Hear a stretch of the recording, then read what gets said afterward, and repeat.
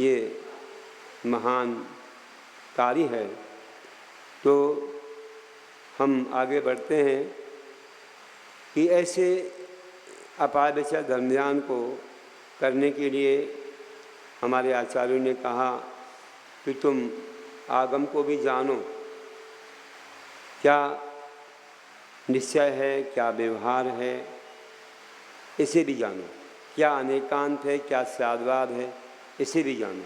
अगर इसे नहीं जान पाओगे तो तुम फिर सही मार्ग से नहीं चल पाओगे। अगर हमने नहीं जाना कि कौन सी वस्तु नियत होती किस अपेक्षा से, कि वह वस्तु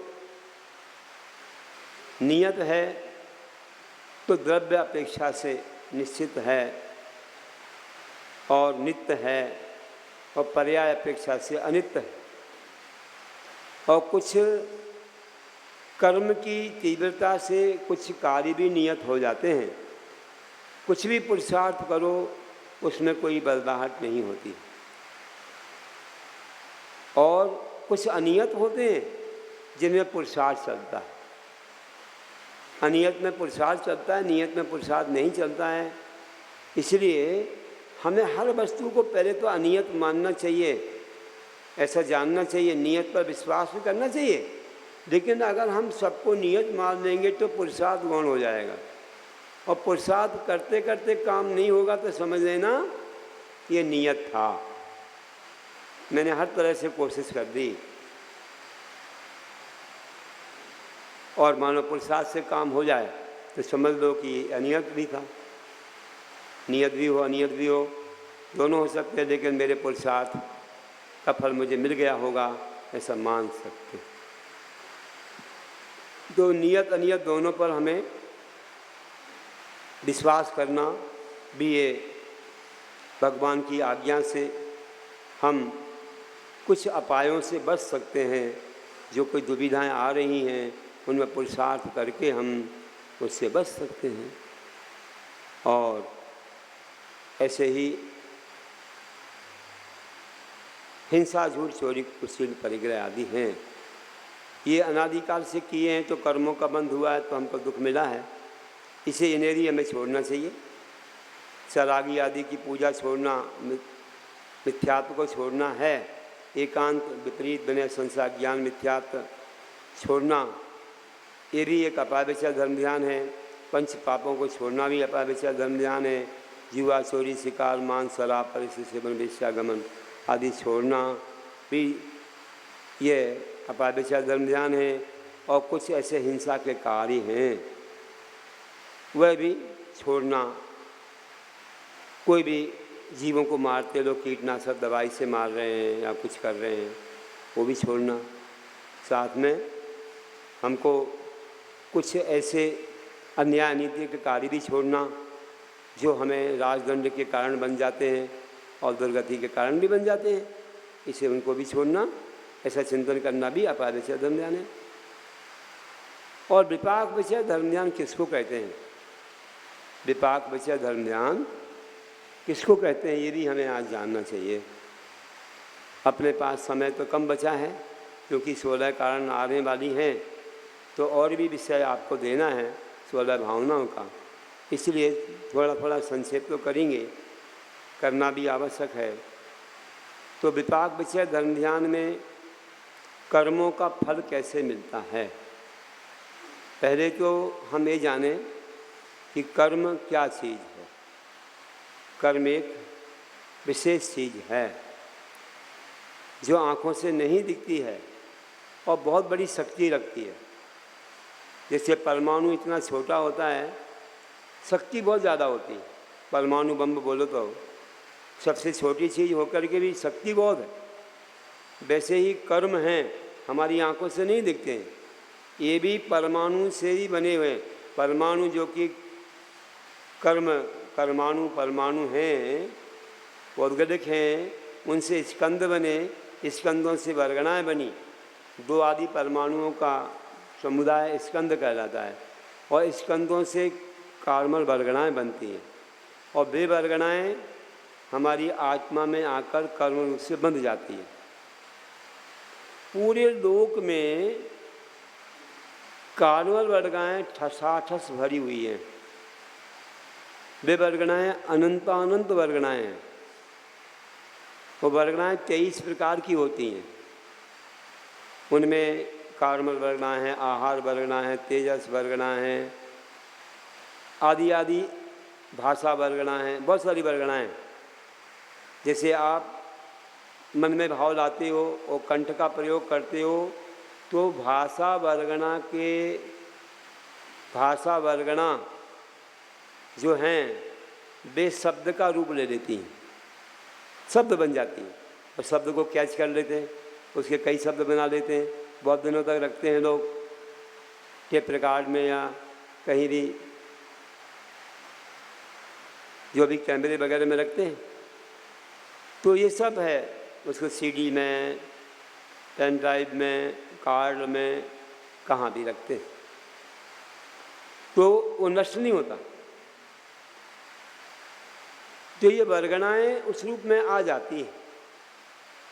ऐसी मनोवर्गणाएँ भी हैं, आहार वर्गणाएँ भी हैं, जो आहार की पूर्ति करती रहती हैं। हमारे केवली भगवान को केवल ज्ञान हो गया और उनकी बहुत बड़ी आयु है 20 पूर्व कोटि वर्ष की, तो केवल ज्ञान के बाद तो भोजन होता नहीं है। लेकिन शरीर को चलाने के लिए परम औदारिक वर्गणाएँ आती रहती हैं और शरीर से चिपकती रहती हैं। उनका शरीर 20 पूर्व कोटि वर्ष तक बना रहता है। कुछ जीवों का आहार ऊपर से ही होता है, कर्माहार होता है आदि। तो ऐसे आहार वर्गणाएँ आकर के उनके शरीर को चिपकती रहती हैं और शरीर बना रहता है। कई लोग आहार नहीं करते, बहुत दिनों तक आहार नहीं करते। ऐसे हमने कई लोग देखे हैं, सुना भी है। कई बच्चे भी आए सामने, बोले तो कुछ खाता ही नहीं है। शरीर कैसे चलता है? कुछ वर्गणाओं के माध्यम से ये शरीर चलता रहता है। तो ये सब व्यवस्था है और इतनी सूक्ष्मता तो भगवान ही जानते हैं, लेकिन हमें विश्वास करते हैं कि इस लोक में बड़ी बड़ी शक्तियाँ हैं जो आँखों से नहीं दिखती हैं, फिर भी वे हमारा काम करती रहती हैं। तो कर्म भी हमारी आँखों में नहीं दिखते हैं, कार्मल वर्गणाओं से कर्म बनते हैं।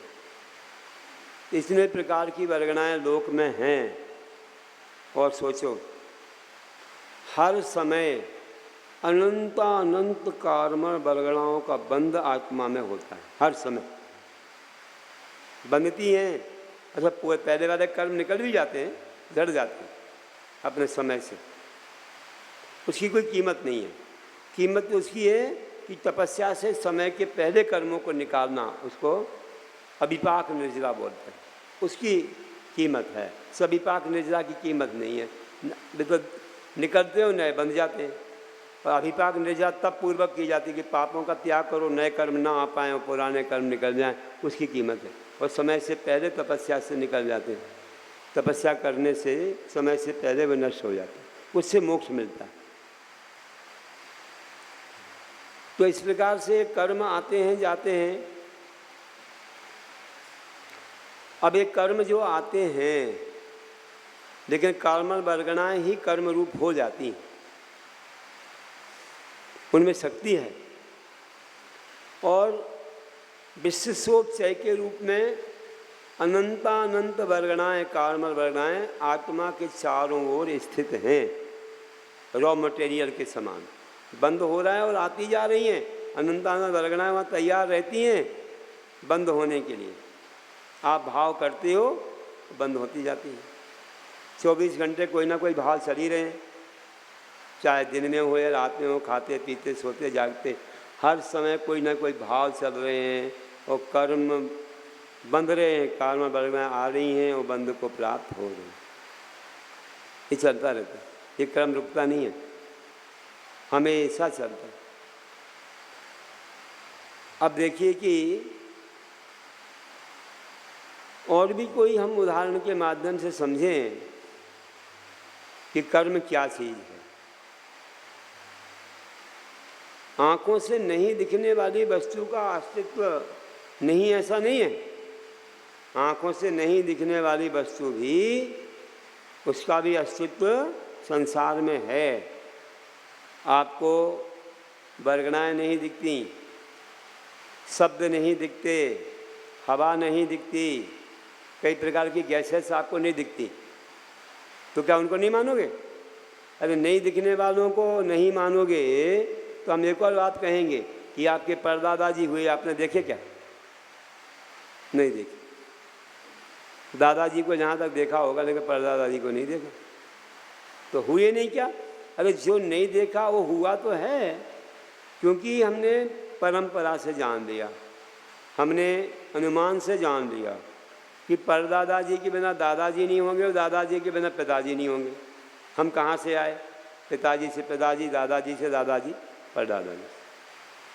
तो हमने जो वस्तु नहीं देखी उसको माना कि नहीं माना? माना ना। तो कभी ऐसा भी होता है कि अनुमान से भी हमें मानना पड़ता है। वैसे ही कोई चीज़ हमारे भगवान ने बताई, आचार्यों ने बताई, शास्त्रों में लिखी, उसको मानना पड़ेगा। हमें कर्म नहीं दिखते, लेकिन हमें परंपरा से मानना पड़ेगा। अरे वैज्ञानिकों की बात मानते हो कि उनने ये सिद्ध किया, वो सिद्ध किया, तो वे तो सरागी थे, वे तो संसारी थे, कभी झूठ बोल भी दें, लेकिन हमारे मुनि लोग तो झूठ नहीं बोलते, महाव्रती हैं। उनकी जो परंपरा से आ रहा है उसे मानने में हमें कोई भी शंका नहीं होती, तभी हम सम्यक्दर्शी कहलाते हैं। तो भगवान ने बताया है तो उसे मानना हमें पड़ेगा, मानेंगे। और प्रैक्टिकली हम देखते भी हैं, बहुत सारे अच्छे अच्छे हमें उसके प्रमाण मिल जाते हैं। उसी को आगे हम बता रहे हैं आपको कि जो नहीं दिखते ऐसे कार्बन बरगनाएँ या और भी कई तत्व हैं, उन्हें हमें मानना पड़ता है। तो अभी यहाँ बीडीसी लंदन का शब्द है, बीडीसी लंदन का, और सीलोन का भी है। आपको सुनाई दे रहा है? नहीं दे रहा। हमारे शब्द सुनाई दे रहे हैं, आपको बीडीसी लंदन और सीलोन नहीं आ रहा। अब एक रेडियो लाओ, रेडियो में बैंड दबाओ, बीडीसी लंदन चालू, तब सीलोन भी था, अब बैंड बदल दो सीलोन, तो सीलोन चालू। हमको सुनाई नहीं दे रहा है, उसमें कैसे आ गया? तो उस रेडियो में ऐसे कुछ तत्व लगाए गए हैं, ऐसे पदार्थ लगाए गए हैं जो उसको पकड़ लेते। हमारे पास भी शक्ति है, लेकिन वो शक्ति ढक गई है। जैसे मेघों ने सूर्य को ढक लिया है, वैसे ही हमारे कर्मों ने हमारी शक्तियाँ ढक ली। अगर हमें अवधि ज्ञान हो जाए, मन पर ज्ञान हो जाए, केवल ज्ञान हो जाए, तो सारी शक्तियाँ उद्घाटित हो गई, आवरणीय कर्म निकल गया, तो हमें बहुत सारी चीज़ों का ज्ञान हो जाएगा। हम भी देख सकते हैं, किसको? शब्दों को, कर्मों को देख सकते हैं। उतनी ज़्यादा सामर्थ्य है। एक परमाणु भी अवधि ज्ञान का विषय बन जाता है। तो परमाणु के बाद तो कई परमाणु को मिलने से स्कंद से कर्म बने, वो क्यों नहीं देखने में आएंगे? अवश्य आएंगे, वो अवश्य देखने में आ सकते हैं, लेकिन वह प्रत्यक्ष ज्ञान चाहिए। अवधि ज्ञान, मन पर ज्ञान, केवल ज्ञान। तो हाँ, शक्ति जो हमारे पास है, लेकिन वो शक्ति उद्घाटित नहीं है। और उस रेडियो में थोड़ी बहुत शक्ति कहीं से खोज करके डाली गई है कि बीबीसी लंदन सीलोन पकड़ लेती है, कोई कई स्टेशन पकड़ लेती है, हम नहीं पकड़ पाते। हमारे पास दूसरी शक्तियाँ हैं जो रेडियो नहीं पकड़ पाएगा। हमारे पास भी कई शक्तियाँ हैं, उसके पास भी कुछ है। लेकिन उदाहरण नहीं दे रहा था कि बिना देखी वस्तु को रेडियो ने पकड़ लिया, तो उस वस्तु का अस्तित्व तो हमें मालूम पड़ गया कि यहाँ पर वो शब्द हैं, लेकिन हम नहीं पकड़ पा रहे। वैसे कर्म हैं, कर्म बरगनाएँ हैं, हम नहीं पकड़ पा रहे। अगर हम पकड़ें तो हमें चाहिए अवधि ज्ञान आदि चाहिए, तो हम पकड़ सकते। ज्ञान हमारे अंदर ही है, लेकिन उस पर आवरण आ गया। चलिए, तो हमने ये जानना कि कर्म हैं और कर्मों का जो बंध होता है। पहले एक और बात सुनो कि कई लोग कर्म पर विश्वास नहीं करते। एक माँ अपने बच्चे को बोल रही है, बेटा तुम शरारत मत करो, मस्ती मत करो, तुम्हें पाप लगेगा। तो क्या बोलता है, अम्मा जी पाप कहाँ लगेगा, पीठ में, हाथ में, सिर में, कहाँ लगेगा। वो कह रहा है कि कैसे, कौन मारेगा मुझे, पाप लगेगा, नहीं डंडा लग जाता है। तो माँ बोली, बेटा ऐसे ऐसे लगने की चीज़ नहीं है वो तो पापों का बंद हो जाना ही लगना कहलाता है।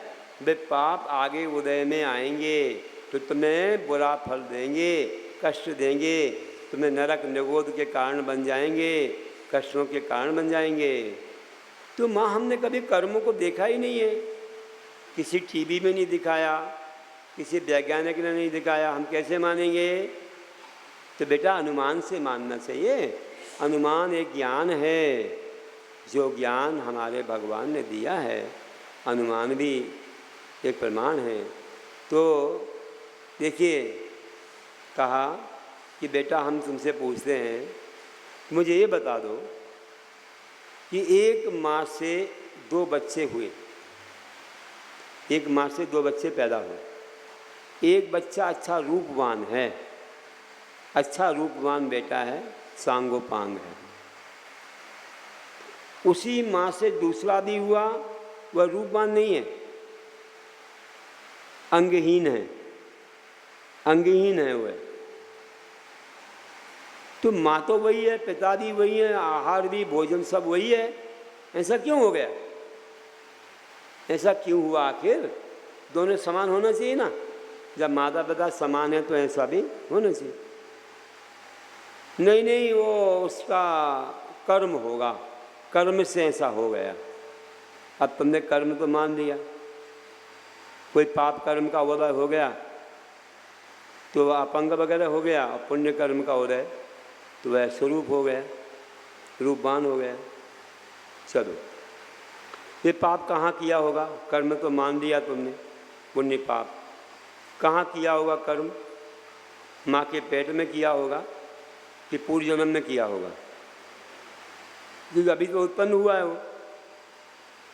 माँ के पेट में तो कोई कर्म करता नहीं है, वहाँ तो बंधा रहता है, ऐसे सुकड़ करके लेटा रहता है, वहाँ क्या कर्म करेगा। तो पूर्व जन्म में किया होगा। तो एक तो कर्म भी मान लिया और पूर्व जन्म भी मान लिया। अब पूर्व जन्म में कौन सा कर्म क्या है, अरे हिंसा झूठ आदि तो पाप कर्म है, और देव पूजा आदि पुण्य कर्म है।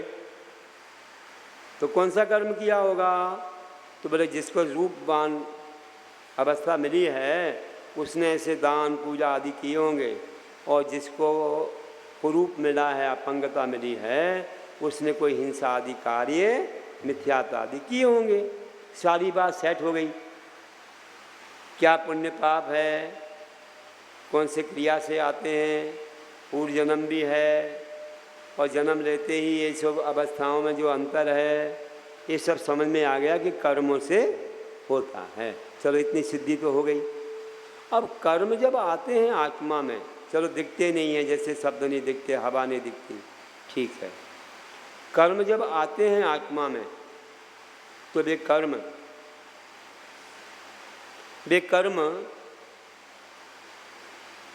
8 रूप में कैसे हो जाते, 8 भेद के रूप में कैसे हो जाते हैं।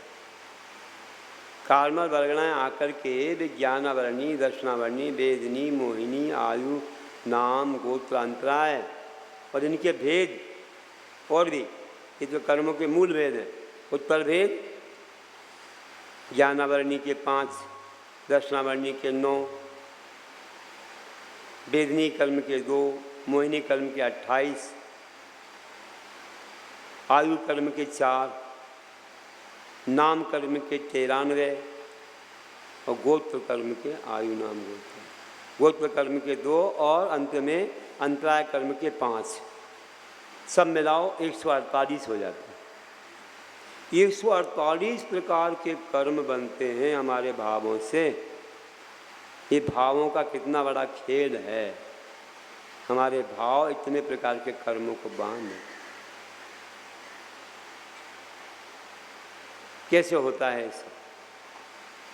चलो चलते हैं, हम एक वृक्ष का उदाहरण लेते हैं। एक वृक्ष में हमको अनेक रंग दिख रहे हैं। उसका तना है तो ब्राउन सा दिख रहा है, कत्था कलर का। डाली हरी दिख रही है ना, और पतली डाली पीली दिख रही है। उसका पत्ता भी हमको छोटी अवस्था में पीला लाल सा दिख रहा है, फिर बड़ा हो जाए तो हरा दिख रहा है। उसका फूल भी जब फूटता है तो कुछ और रंग है, बढ़ते बढ़ते कई रंग बदलते बदलते और जब खिलता है अलग ही कलर दिखता है। उसका फल भी कच्ची अवस्था में अलग रहता है और पकी अवस्था में अलग रहता है। कितने सारे वर्ण हैं उस वृक्ष में। इतने सारे वर्ण कैसे बन गए? अरे ज़मीन में तो जड़ें थीं, जड़ों से एक प्रकार का पदार्थ आया और उसने इतने रूप ले लिए, इतने सारे रूप, इतने सारे रंग ले लिए। जैसे वृक्ष में ऐसा हो जाता है, उसके नाम कर्म से होता है।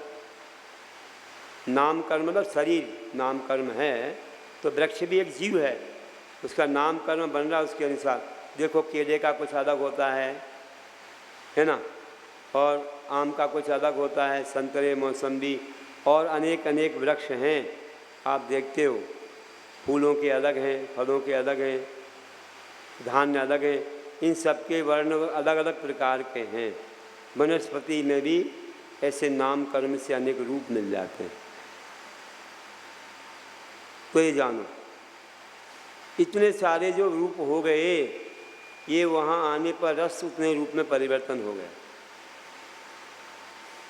एक उदाहरण हो गया। ऐसे ही हमारे अंदर कर्म आते हैं, कारण वर्गणाएँ 148 रूप धारण कर लेते। और आगे देखो कि एक वाटर टैंक है जिसमें जल भरा हुआ है। जल भरा है, उसमें पूरा एक ही क्वालिटी का जल है। वह एक पाइप से नीचे आ रहा है, मोटे पाइप से नीचे आया और आकर के वह जल आड़े वाले पाइप में फैल गया। आड़े वाले पाइप में 8 नल लगाए। 8 नल लगाए। 8 नल जो लगाए हैं, वे नल जब खोलते हैं उनको, एक नल को खोला, पानी लिया, चखा तो कैसा है? मीठा है, हल्का है बहुत। दूसरे नल का पानी लिया तो खारा है। तीसरे का लिया तो कसायला है, फिर चलपला है, और आगे आगे खट्टा है कि क्या है, चलते जाओ आगे, कड़वा है। बहुत सारे हमें उसके 8 के अलग अलग स्वाद आए। तो आप सोचोगे ऐसा क्यों हो गया? भाई पानी तो उसमें एक ही था और नीचे भी आया, वही सब है। तो ऐसे पाइप में पानी आने के बाद अलग अलग स्वाद वाला हो गए। कैसे हो गया? तो पाइप में नहीं हुआ, पानी वही था, लेकिन जब वो नल में से पानी निकला तो वहाँ एक एक टैबलेट लगाई है, मीठी, खारी, खट्टी, तीखी आदि। उस टैबलेट को छू कर के पानी आया तो उस स्वाद में बदल। बस कार्बन वर्गणाएँ तो एक ही हैं। जब हमारे अंदर आती हैं कर्मों के बंद होने के लिए, क्योंकि हर समय खिंच कर के आती हैं, जैसे तेल से धूल चिपक जाती है, तेल से धूल चिपक जाती है, वैसे आत्मा में जो राग देश होते हैं ना, इससे कर्म रूपी धूल चिपकती है। गुड़ से चिपक जाए तो मीठी हो जाए, और नीम से चिपक जाए तो कड़वी हो जाए। वही वाली बात है। तो आपके परिणाम जैसे होते हैं, हमारे परिणाम अगर बुरे हैं तो वे कर्म आते हैं, हर समय आ ही रहे हैं, वे पाप रूप में बन जाएंगे। हमारे परिणाम अच्छे हैं तो पुण्य रूप में बन जाएंगे। और ये पुण्य पाप के भेद ही 148 हो जाते हैं। घातिया तो अधिक सारे पाप हैं ही, अघातिया में कुछ पाप कुछ और ज़्यादा पुण्य है। ये कर्म ऐसे बंध जाते हैं, हमारे भावों को छूते हैं। जैसे मानो ज्ञान में हम बाधा डालें किसी के तो ज्ञानावरणी, दर्शन में बाधा दर्शनावरणी, हम किसी को दुख आदि दे रहे तो असाता वेदनी, किसी को सुख के साधन दे रहे तो असाता वेदनी, किसी से मोह कर रहे हैं कसाएँ कर रहे हैं तो मोहिनी, हम अगर ज़्यादा परिग्रह के भाव कर रहे हैं तो नरक आयु, कम परिग्रह के तो मनुष्य आयु, मायाचार तो तिरंश आयु, और नियम संयम के परिणाम तो त्याग तपस्या से देव आयु, आयु भी बन गई। नाम कर्म है तो नाम कर्म कैसे होता है? अगर हम अपने परिणाम सरल रखते हैं, मन मचान की कुटिलता नहीं है, किसी से विसंवाद नहीं करते हैं, तो हमको अच्छे नाम कर्म का बंध होता है। किसी से लड़ाई झगड़ा नहीं करेंगे, क्षमा करेंगे और मन वचन काय को सरल रखेंगे, मन में और वचन में और काय में, जो मन में हो से वचन उचरिए, वचन हो से काय से। ऐसा हम रखेंगे तो क्या होगा? अच्छा नाम कर्म, मतलब शरीर अच्छा मिलेगा, सुंदर मिलेगा, योग मिलेगा, सुयोग मिलेगा। और हमने अगर मन में किया काय की कुटिलता की, मन में कुछ वचन में कुछ काया में कुछ माया छल कपट बेईमानी, तो उससे क्या होगा? और छोटी छोटी बात में झगड़ा किया तो क्या होगा? विवाद किया तो अशुभ नाम कर्म का बंध होगा। तत्वसूत्र में सब लिखा हुआ है, 8वां अध्याय पढ़ेंगे अपन, उसमें सारा विश्लेषण है, सूत्र में दिया हुआ है, 10 लक्षण में पढ़ेंगे, आप देखना सब कुछ आपको ज्ञान मिल जाएगा। और देखो नाम कर्म, गोत्र कर्म, तो अगर दूसरों की निंदा और अपनी प्रशंसा करोगे तो नीच गोत्र का आश्रय होता, सूत्र दिया हुआ है। दूसरे की निंदा अपनी प्रशंसा, दूसरे गुणों को ढांकना, अपने गुणों को उगाड़ना तो नीच गोत्र। और अपनी निंदा कि मैं तो कुछ भी नहीं हूँ, और दूसरे की प्रशंसा आप सब कुछ हो। और अपने गुणों को ढांकना, दूसरे गुणों को उघाड़ने से क्या होता है? उच्च गोत्र का बंध। ऐसा है, बहुत अच्छा सिस्टम है, ये पूरे सूत्र आए हुए हैं 8वें अध्याय में। इस पर आप निंदा प्रशंसा से सद्गुण साधुन भावने चनीचरी गोत्र से साफ लिखा है, तद विरोध चोतर से, ऐसा सब पूरे सूत्र आए हुए हैं। और अंतराय कर्म, दान दाप भोग उपभोग और वीर मतलब शक्ति, इन पांचों में अंतराय कर्म आता है। हमने किसी को दान में बाधा लाई तो दानांतरा बन जाएगा। लाभ में रोक दिया, लाभ हो रहा है हमने रोक दिया, रोक लगा दी तो लाभांतरा है।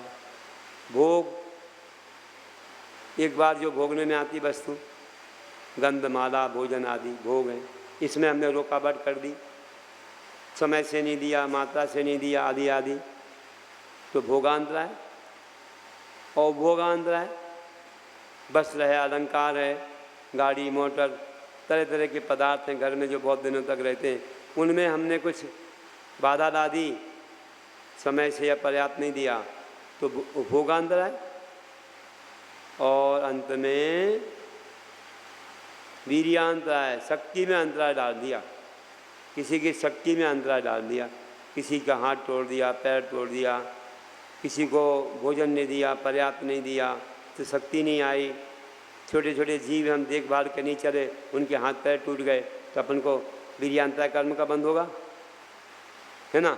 या कोई व्यक्ति समझो कि ब्रह्मचर्य रखना चाहता है और हमने नहीं रखने दिया, उस शक्ति में बाधा लाई, अच्छे उपवास व्रत कर सकता था, अगर हमने उसको रुकावट लाई तो वीर्यांतरा कर्म का बंध हो जाए। जहाँ जहाँ शक्ति में हम बाधा लाते हैं वहाँ वहाँ अंतराय कर्म का बंध हो जाता है। तो ऐसे दान, लाभ, भोग, उपभोग और शक्ति में अंतराय डालने से हमें भी ऐसे अंतराय आएंगे, तो हमें इससे बचना चाहिए। सबको कुछ ना कुछ बंद होता ही रहता है, कभी कम कभी ज़्यादा। जब ज्ञानी बन जाते हैं तो ज्ञानी बनने के बाद ऐसे काम नहीं करते हैं, और पूर्व के जो कर्म उदय में आते हैं उन्हें क्षमता से सह लेते हैं, तो कर्म निकल जाते हैं, नए कर्म नहीं बन पाते। तो हमें ऐसे कार्य नहीं करना है जिससे कोई अंतराय कर्म का बंद हो। 8 कर्म का आपने समझ लिया कि कैसे आते, सामान्य से समझा है। विशेष तत्पार सूत्र में हम 6वें अध्याय से लेकर के 8वें तक समझेंगे कि अशुभ आश्रव कैसे होता है, अशुभ बंध कैसे होता है, शुभ कैसे होता है, सब कुछ समझेंगे।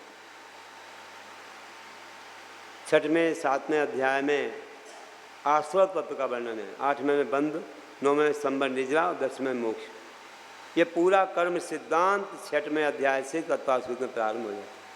बहुत बड़ा आनंद आएगा आपको, इस बार समझना। खूब सारे उदाहरण भी सुनाएंगे, और 10 अध्याय का पाठ भी होता है। जिसको अच्छा आता है पढ़ना, वो पढ़ के सुनाते हैं। तो पहले हम लोगों से चेक करा देते हैं, हमारे समवर्ती लोग हैं, कि हम सही बोल रहे हैं कि नहीं बोल रहे। जिनको अच्छी आदत होती है पढ़ने की, उनसे ही सुना जाता है। तो देखिए, अब हम आपको कह रहे हैं कि ये अंतराय कर्म कहो या 8 कर्म कहो, जीवन में 7 कर्मों का बंध तो हमेशा हो रहा है, हमेशा हो रहा है 24 घंटे। केवल एक कर्म है आयु कर्म, वह जीवन में एक ही बार होता है, एक बार होता है। कब होता है? बंदा सर्पण काल, त्रिविधी बोलते हैं। तो जैसे मानो किसी की आयु 60 वर्ष की है, अब मेरे तो सती ज़्यादा भी, 80, 90, 100, या किसी को 120, किसी को 2-5 वर्ष, किसी का अंतर्मुख माँ के पेट में मरण हो जाए। लेकिन हम तो उदाहरण के लिए बोल रहे हैं, मानो किसी को 60 वर्ष की आयु मिली, तो 60 वर्ष की आयु जो मिली है, वह आयु जब 40 वर्ष की बीत जाती है तो 3 भाग करो, 20-20 के 3 भाग, तो 2 भाग बीत जाने पर पहला अवसर है, पहला चांस है आयु बंध का। उसमें जो परिणाम आपके होंगे, बहुत आरंभ परिग्रह के तो नरक आयु, कर्म परिग्रह के तो मनुष्य आयु, मायाचार के तो त्रेंच आयु, और संयम, नियम, संयम, अनुरत आदि के तो देव आयु बन जाएगी। और चौथा कहा तो मुनि दीक्षा ले, तपस्या करो तो मोक्ष भी हो जाए, आयु बंधेगी नहीं, मोक्ष हो जाएगा। तो एक हुआ। अब मानो 40 वर्ष में बंद नहीं हुआ, आगे और चांस, 8 चांस मिलते हैं। अब 20 वर्ष की बच्ची, उसके 3 भाग करो, तो 2 भाग बीत जाने पर दूसरा चांस, उसमें भी नहीं हुआ, तो जितनी बच्ची उसके 3 भाग करो, उसमें भी 2 भाग बीच में, तीसरा, चौथा आदि चांस मिलते हैं। 8 अवसर मिलते हैं। 8वां अवसर मरने के अंतर्मूल पहले तक आ ही जाता है, और उससे आयु बंद हो जाती है। क्योंकि आयु बंद होने के बाद ही मारणांतिक समुद्घात होता है, कि जहाँ जन्म लेना है ना, वहाँ तक के आत्मा के प्रदेश फैल जाते हैं, छू के आते हैं और फिर एक साथ जाते हैं। इसलिए आयु कर्म का बंध आवश्यक है, तब तो वहाँ तक जाएंगे जहाँ उसको जाना है, चारों गति में कहीं। तो अंतर्मूल पहले 8वां चांस पड़ ही जाएगा उसका, एक ना एक बार में बंद हो ही जाएगा। तो वह तो एक बार में होता, जीवन में एक बार हो गया तो बस। लेकिन और कर्म है ना, ज्ञानावरणी आदि, इनका बंद तो हमेशा हो रहा है 24 घंटे। किसी एक समय में आपको 8 भी हो सकते हैं, जब आयु हो रहा है उसी समय और भी कर्म आ ही रहे हैं, तो 8 हो जाएं एक साथ। एक आपको बात बताऊं, एक बार क्या हुआ, एक सेठ जी अपने पुत्र से बोल रहे हैं, पुत्र ने कहा मैं मंदिर जा रहा हूं। तो सेठ जी कह रहे हैं, बेटा तुम्हें मंदिर की पड़ी रहती है, मंदिर में क्या हो रहा है?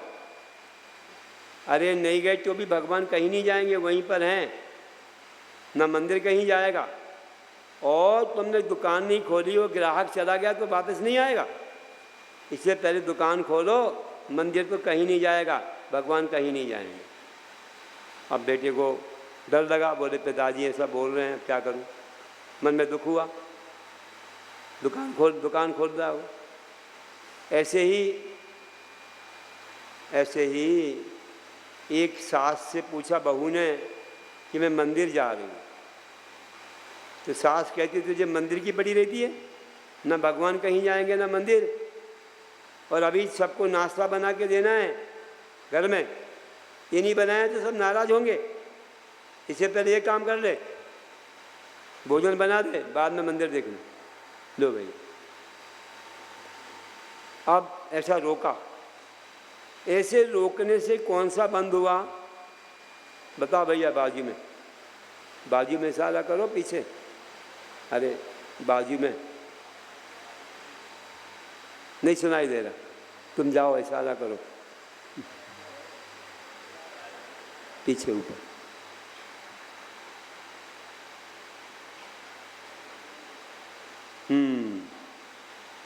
जाओ अपने घर जाओ। समझते नहीं हो, बीच में बोलना पड़ता है। कैसे बैठे हो? अच्छे से बैठो, हाथ जोड़ के बैठो। क्या घर में नहीं मिला तुमको? क्या करते हो? बहुत पाप लगता है, ज्ञानावरणी का बंद होता है। कई बार तो ज्ञानावरणी के बंद से आंखें तक नहीं मिलती, या कुछ भी ज्ञान नहीं मिलता, 1% भी ज्ञान नहीं मिलेगा, सब भूल जाओगे, कुछ बुद्धि में नहीं आएगा। तो अच्छे सावधान बैठो, सावधान। जिनवानी है, जिनवानी का आदर कैसे होता है? तो देखो, इसलिए अधिकतर नीचे बैठने से, अच्छे बिना सहारे बैठने से शरीर बिल्कुल निष्प्रमाद रहता है। अब लोग आरामदायी काम करते हैं तो फिर पाप का बंद हो जाता है। तो क्या बोल रहा हूँ कि देखो, मंदिर से रोका और किससे रोका? ठीक है, मंदिर से रोका, बहू को रोका, और एक बेटे को रोका। ससुर जी ने, या समझो कि पिताजी ने बेटे को रोका, और यहाँ सास ने बहू को रोका। मंदिर जाने से रोका ही तो, और क्या किया। लेकिन ऐसे समय कितने कर्मों का बंद हो जाता है। अब आप गिनना कि बहू अगर मंदिर जाती या बेटा मंदिर जाता तो वहाँ जाकर के कुछ ज्ञान प्राप्त करते, भगवान की स्तुति भक्ति पूजा पढ़ता तो कुछ ज्ञान मिलता ना, गुरु मिल जाते तो थोड़ा प्रवचन मिलता। तो जिसने रोका उसको ज्ञानावरणी का बंद हो गया। भगवान का दर्शन करता, गुरु दर्शन करता, तो तुमने रोका, दर्शनावरणी हो गया। उसके मन में पीड़ा हुई कि मुझे मंदिर नहीं जाने दिया, तो वेदनी कर्म, असाता वेदनी बन गया, दुख हुआ। तुमने अपने परिग्रह से मोह किया, खान पान से मोह किया, तुम्हें मोहिनी कर्म ही बन गया। जिसने रोका उसको ये सब कर्म बंध रहे हैं, एक ही समय में बंध रहे हैं। आयु कर्म, तुमने मंदिर को तो नीचा दिखा दिया और घर के काम को अच्छा दिखाया, मायाचार किया, या बहुत आराम परिग्रह से मोह किया, तो नरक आयु या तिर्यंचायु को भी बन सकती। और नाम कर्म, कि तुमने उसको क्या किया, एक तो मन में चिंता की, कुटिलता की, कि धर्म को नीचा दिखाया और संसार को अच्छा दिखाया, और कुछ कहने पर विवाद भी कर लिया, समझो, है ना। और तुमने अच्छी चीज़ को अच्छा नहीं दिखाया है, ये भी तो एक योगों की वक्रता है। तो अशुभ कर्म का बंद हो गया, अशुभ नाम कर्म, अब अच्छा रूप नहीं मिलेगा। और तुमने क्या किया, अपनी बातों को तो अच्छा माना, धर्म की बात को बुरा कह दिया,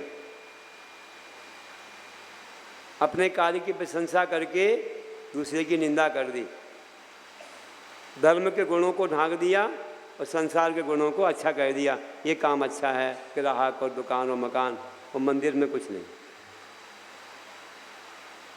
तो क्या होगा, इससे नीच गोत्र का भी बंद हो गया और अंतराय भी डाल दिया। जाकर के दान देता, कुछ गोलक में पैसा डालता, कोई बोली दे देता, कुछ करता, तो दानांतराय। उसको लाभ होता जिनवाणी का, तो लाभांतराय, है ना। किसी से कोई पहचान निकल आती, कहीं कुछ मिल सकता था उसको, और वहाँ जाकर के बैठता आराम से, बड़ा अच्छा वातावरण है वहाँ का, अच्छा बढ़िया बढ़िया, तो भोगांतराय भी हो जाता। अपनी इंद्रियों से भोग करता, अच्छे दृश्य देखता, अच्छे चित्र बने हैं मंदिर में, अच्छे बढ़िया वातावरण है वहाँ का, तो भोगांतराय भी बन गया। वो नहीं मिला उसको, वो भोगोंतराय। अच्छे बैठने के साधन भी हैं, पूजा करने के उपकरण भी हैं, अभिषेक करने के भी हैं, शास्त्र भी हैं पढ़ने के लिए, तो ये भोग की वस्तुएं हैं, तो वह भी नहीं मिल पाया, वो भी अंतराय डाल दिया। और वीर्यांतराय का कर्म भी बन गया। वहाँ जाता, महाराज जी के प्रवचन सुनता, धर्म के प्रति उसको मालूम पड़ता कि इससे इतना लाभ है, इससे इतना हमारे लिए जीवन में फायदा है, अगले जन्म हमारा इतना महान बन सकता है, तो वो क्या करता, व्रत करता, उपवास करता, उसकी आत्मिक शक्ति जागृत हो जाती।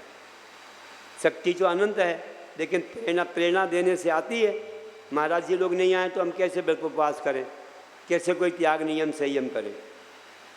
तो धर्म सुनने से उसकी शक्ति बढ़ जाती, शक्ति उद्घाटित होती, लेकिन तुमने वीर्यांतराय कर्म बांध लिया, उसकी शक्ति को उद्घाट नहीं होने दी, उसका हौसला नहीं बढ़ पाया, उसको प्रोत्साहन नहीं मिला, हो गया ना। दूसरे को भी देख करके उसके भाव आ जाते, कोई उपवास 10 उपवास कर रहे हो, भाई अपने एक ही कर लो, एक आसन कर रहे हैं हम भी कर लें, तुमने जाने ही नहीं दिया, तो वीर्यांतराय कर्म का बंद ही हो गया। कितने कर्म बन गए बताओ। मात्र मंदिर जाने से रोका तो तुमको 8 कर्मों का बंद है। अब कितना काम करते हो रोज, सुबह से शाम तक कितने कर्म बांधते हो बताओ। एक ही बात में इतने बन गए तो संसार की इतनी बातों में कितने कर्म बनते रहते हैं। इसलिए भैया हर समय कर्मों का बंद हो रहा है, और इनमें तुम्हारे भावों से स्थिति अनुभाग भी पड़ते रहते हैं, कम ज़्यादा। इसको फिर और कभी समझाएंगे आपको कि कैसे होता है ये सब। तीर मंद ज्ञाता ज्ञात भावाधिकरण विध विशेष तद विशेषा, ये वाला सूत्र आएगा ना जब, तो हम समझाएंगे आपको कि किन भावों से किन कर्मों में क्या विशेषता आती। अब आज तो अपना लिए समय हो गया है तो ज़्यादा नहीं है, और कल के दिन एक फाइनल रूप से आपको और समझाना है संस्थान विषय। कल हम लगभग पूरा कर देंगे ध्यान का विषय, और परसों से 16 कारण के व्रत तो आएंगे आगे, लेकिन कुछ भूमिका प्रारंभ कर देंगे उसकी महिमा। तो आज हमने अभी कुछ जो सुना है, इसमें अंत में एक चीज़ कह देता हूँ। एक छोटा सा उदाहरण और है, छोटा सा ही है, कि देखो कई लोग राग द्वेष करते तो कर्मों का बंध कैसे हो जाता है और कर्म से कैसे छूट पाएंगे। देखो महाराज जी लोगों को अंतराय होता है कि नहीं। महाराजों को अंतराय होते हैं, तुम लोगों को नहीं होते, देखते नहीं तो कैसे अंतराय होंगे। सोचो, और कभी भी कम ज़्यादा मिले तो राग द्वेष नहीं करना चाहिए। कोई वस्तु कम ज़्यादा मिले, महाराज जी तो कुछ नहीं बोलते, जो आ गया सो है, ठीक है, राग द्वेष नहीं करते। और तुम लोगों को ये नहीं दिया, वो नहीं दिया, इतना नहीं दिया, उतना नहीं दिया, आदि आदि होता रहता है, तो कर्म निकलते नहीं। अपना भोगांतराय कर्म का उदय आया तो भोग की वस्तु कम मिली ज़्यादा मिली, संतोष रखो तो निकल जाएगा। लाभांतराय कर्म आया, लाभ नहीं हो रहा है, हमने राग द्वेष नहीं किया तो कर्म निकल जाएगा, और हमने राग द्वेष कर दिया तो और बन जाएगा। क्या हुआ देखो, एक बार एक लाला जी, जानते हो आप लाला जी, मतलब दमान साहब, कुंवर साहब, क्या बोलते हैं, दमान बोलते हैं, तो वे आए थे। आए तो सास जो है भोजन परोसने के लिए बैठी है और भोजन परोसती जा रही है और दमान साहब भोजन कर रहे हैं। उन्हें ये लगा कि क्या करूं, देखो भाई ये क्या कर रही है, पापड़ तो तल के रखा हुआ है, पापड़ नहीं दे रही है, मैं क्या करूं, अब कैसे बोलूं पापड़ दे दो। मन में विकल्प आ रहा है। अब उनका भोगांतराय कर्म का उदय है तो नहीं आ रहा, सह लो, लेकिन उन्हें सहा नहीं जा रहा है। नहीं सहा जाएगा तो और कर्म बंद हो जाएगा। कैसे आए पापड़, और घी भी क्या करती है, घी है ना कटोरी में रखती है और ठंडे पानी में, जब मौका आए तो ऐसे कटोरी करती हूँ वो रख देती है। अब घी तो आया ही नहीं उसमें, मैं क्या करूँ। पहले तो उन्होंने कहा सासू जी ये कथा सुना रहा हूँ। अब क्या था उनका, मौन तो था नहीं, बोल बोल के खा रहे थे, बोल बोल के खा रहे थे, लेकिन जो है बोल बोल के खाते जा रहे थे और मन में कितना विकल्प आ रहा था, ये नहीं मिल रहा वो नहीं मिल रहा है। हुआ ये, उनने कहा कि ये कथा सुना रहा हूँ, कथा नहीं थी वैसे, उन्होंने कहा मैं जंगल में गया था। अरे आप भोजन तो कर लो फिर सुना, नहीं नहीं अभी सुना रहा हूँ, बहुत बड़ी चीज़ नहीं है, ऐसे ही है। मैं जंगल में गया, मुझे एक सर्प दिखा। सर्प, हाँ बहुत खतरनाक होता है सर्प। कितना बड़ा था, यहाँ से लेके पापड़ तक, पापड़ तक था। भाई पापड़ तो उन्होंने मांगा थोड़ी है, ये बोला कि यहाँ से पापड़ तक था। तो सासू जी बोली अब पापड़ बोली था तो देना ही पड़ेगा। तो पापड़ तो आ गया थाली में, बढ़िया काम हो गया। सांप की कथा सुना दी कि सांप इतना बड़ा, पापड़ आ गया। अब बोले घी नहीं आ रहा, अब क्या करूं। तो सास थोड़ी अंदर गई तो वहाँ चूल्हा जल रहा था, ऐसे ही बनाते रहते कुछ ही पुराना ज़माना। तो धीरे से दादाजी उठे और घी की कटोरी को उठाया और धीरे से दिखा दिया, आँच दिखा दी ऐसे और रख दी, बस इतना ही पर्याप्त था, थोड़ा दिखाया रख दिया। अब नीचे से पिघल गया, पिघल गया। और जब सासू जी आई और खिचड़ी परोसी, और खिचड़ी परोसी तो कटोरी को उठाया और यूं किया तो पूरा घी, बस पूरा घी आ गया, पूरे उसमें खिचड़ी में मिल गया। अब सासू जी बोली ये भगवान, ये तो बड़े चालाक लगते हैं, लगता है बहुत चालाक है, क्या मालूम कैसे गर्म होगी, मैं ठंडे पानी में रखती थी। और बस क्या हुआ, सासू जी ने बहाना बनाया कि दादाजी दमान साहब आज तो मेरी इच्छा हो रही है कि आपके साथ भोजन करूं, बोले आ जाओ।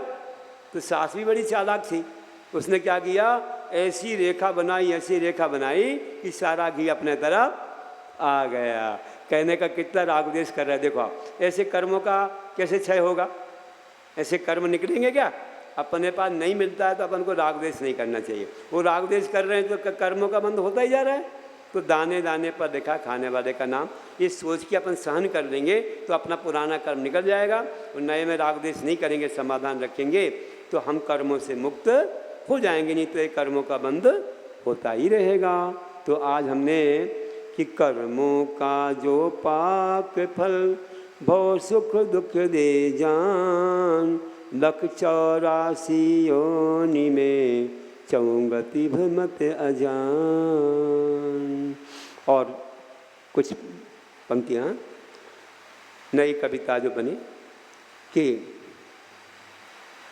5 तरह के मिथ्या तो 5 पाप से दूर रहे, धर्म सुरक्षित करने ऐसा अपाय विचय सुध्यान करे। नित्य मिथ्यात ही दुर्गतियों में भटकाता दुख है देता, 5 पाप से निंदा होती तज इनको भवि दुख जेता। कर्मों का फल मिलता अपने कार्यों के अनुरूप सदा, बिना कर्म के भव किसी को कुछ ना मिलता भूल कदा। किन कर्मों का क्या फल मिलता ऐसा विपाक ध्यान करो, अशुभ कर्म से सदा दूर हो शुभ कर्मों को सदा करो। अशुभ कर्म से सदा दूर हो, शुभ कर्मों को सदा करो। बोलिए महावीर भगवान की जय। आज बहुत सुना आपने, रेडियो, वीडियो, वाटर टैंक, वृक्ष, कौन कौन से उदाहरण सुने, पूरा कर्म सिद्धांत समझाया आज। अच्छा लगा होगा। इसको और जगह तक पहुंचाइए आप, और भी लोग सुन सकें। तो आज हमने अपाय विचार का सुना। कल अंतिम संस्थान विषय का और सुनाएंगे। फिर इसके बाद दूसरी पुस्तक भी मिलेगी आपको, तो अपन को अच्छा इसका उपयोग करना है। जावानी के ज्ञान ते सूझ लोकालो, सोवानी मस्तक नमो सदा दे तो ढोक। हे जिनवाणी भारती तो जपो दिन, जो तेरी शरणा गए सो पावे सुख चैन। देव भजो अरिहंत को गुरु सेवा निर्ग्रंथ, दया धर्म पालो सदा यही मोक्ष का।